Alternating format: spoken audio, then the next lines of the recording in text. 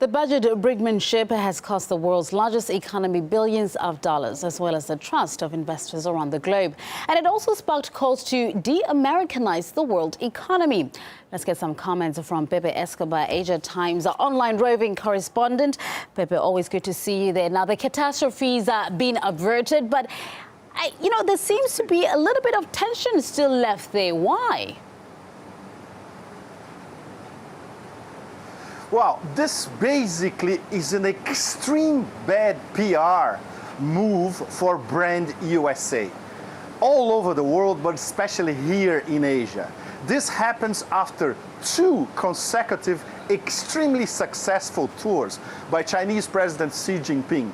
One in Central Asia, another one in Southeast Asia, clinching deals with everybody. China is, in terms of their 20 major trading partners, they have currency swap deals with almost all of them. And the most important part of the story is what happened this past weekend with that editorial at the Xinhua news agency calling for a de-Americanized world. Of course, this is not going to happen tomorrow or in the next few years. It's going to happen by 2020, 2022, which means the decline of the US dollar, the ascension of the yuan, a convertible yuan all over the world, and basket of currencies instead of the US dollar as an international reserve currency. The Chinese have been at it for the past 3 or 4 years, big time, and now they are in 5th gear. But Pepe, China is the largest holder of the U.S. Treasury bonds. I mean, I understand that it's been bad PR for the Americans in Asia towards the dollar. How is it reacting now that the deal has been made? Is that giving them a little bit of confidence to say, okay, things could get back on track? No, it won't, because we could have another shutdown in 3 months from now. And then we can have another shutdown in 2015. This will keep on going because the key problem is America is indebted to $16 trillion and up and up and up.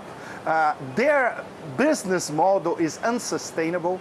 In fact, foreign creditors like China, like Japan, even like Brazil with $250 billion so in US Treasury bonds, they are financing the American war machine, in fact. Those drones that you see killing Pashtuns in the tribal areas, they are essentially financed by foreign money.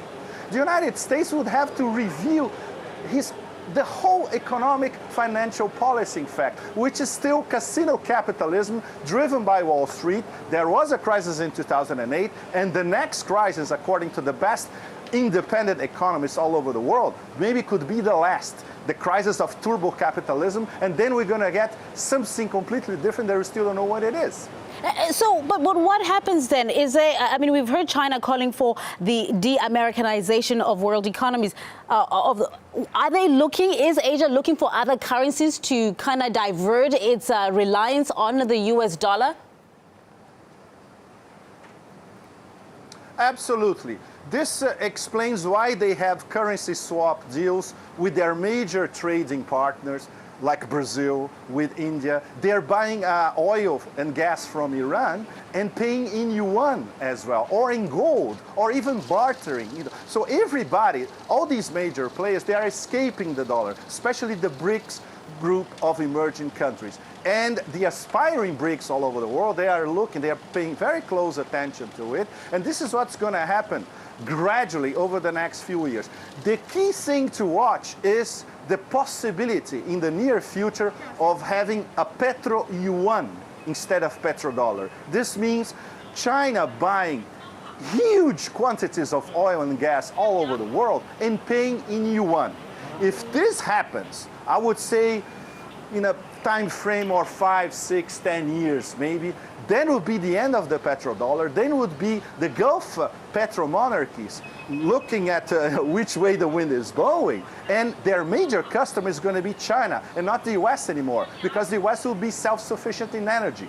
So can you imagine all this happening within the next few years? It will be a radical transformation of an international financial system and the end of the US dollar as the major reserve currency. It will be probably a basket of currencies, including the yuan. It could be the dollar, the euro, the yuan, the ruble, the Brazilian real, but then it would be a level playing field in economic, financial, trading terms for everybody. Totally different from what we have at the moment. Pepe Escobar, Asia Times online roving correspondent. I'd like to continue with this conversation, but I'll have to say goodbye to you and thank you for your insights on this story.